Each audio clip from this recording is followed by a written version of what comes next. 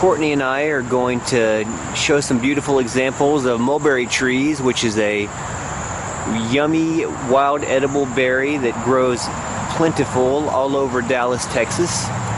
Here's a specimen here. You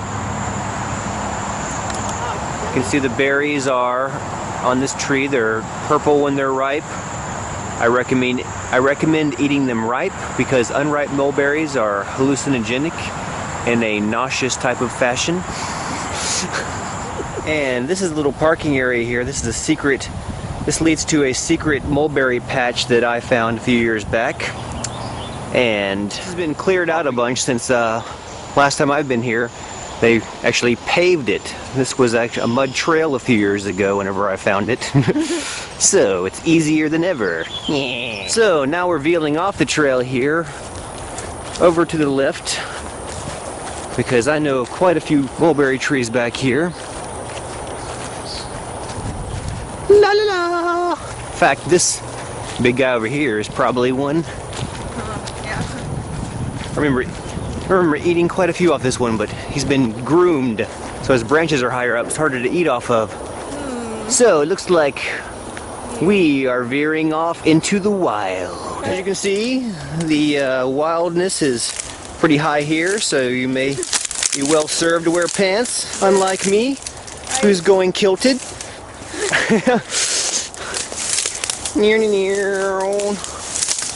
All right. I know they're back here. See one right there. Okay, yes. Stalking the wild mulberry. Here we have Courtney Taylor Smith, also known as the Choco Trixie, and she's my partner here on seeking out the wild mulberries. And we have a nice specimen here of, well, these are unripe mulberries. Here's a ripe one right here. Almost ripe. Zoom in on the ripe mare. See how dark purple it is. And to know when they're ideally ripe, oh, getting bit by a mosquito. It is, we found that if you just take your index finger and your middle finger and kind of nudge them, they'll fall right off into your hand when they're perfectly ripe, which is our preferred method to eat them. Yes, and this one is still requires a little bit more development. And I require more movement because I'm getting eaten. Okay, and here we have a lovely example of a white mulberry. So there's actually species of mulberries that are, is species the correct term? Yes. Species of mulberries that are ripe when they are white. And as you can see here, the ripe ones are more of an off-white color, like that one. Wait, where's my hand? There we go.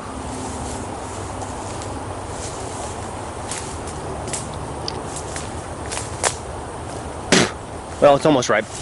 Just like I said on the other ones, when they're perfectly ripe, they'll fall off in your hands, and if that happens, then you know you've got the right one. Like that one, easy. Nice and sweet. Yay. Okay, well, the berries in the woods are less ripe than the ones that are further out. My guess is because these get a lot more sun, so they're ripening faster. So anyway, there's quite a few berries on this tree here. Ripe ones and unripe ones. So I highly recommend you Dallas raw foodists get out here because there's enough berries to feed all of us, and the birds will surely eat them if you don't. Courtney has found an excellent specimen here. fell off the tree, it's on the ground. Yeah, the best ones are the ones on the ground. It's a little bit of a give too, so it's less firm, which means it's really ripe. And in hot Texas weather, many times you can actually find mulberries at the bottom of the tree, actually sun-dried like raisins, and they're quite tasty that way.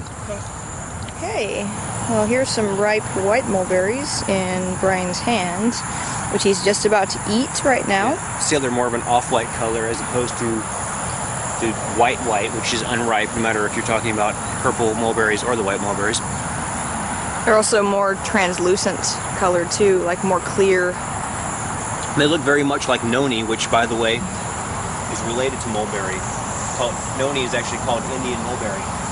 Yes. So that gives you an idea of how medicinal the mulberry is and what has yet to be discovered from it. This is a lovely specimen here. Got plenty of nice plump berries on him. Do you have any comments, my lovely assistant? Oh, this tree looks primo. That's my comments. As you can see, they're very giving. Yes. These are nice big berries. And I encourage you to plant mulberry trees because in Dallas, a lot of them have been cut down in the past because they can stain people's driveways. And now that we are learning they are such great food, we will grow them intentionally.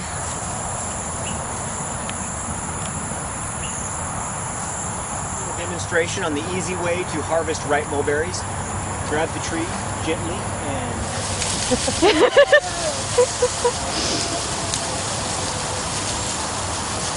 there's lots of ripe ones though, just plumb it all over and and then I there's was kind enough to mow under this one, so that's what mowing is good for. Finding mulberries easily. exactly. Alrighty.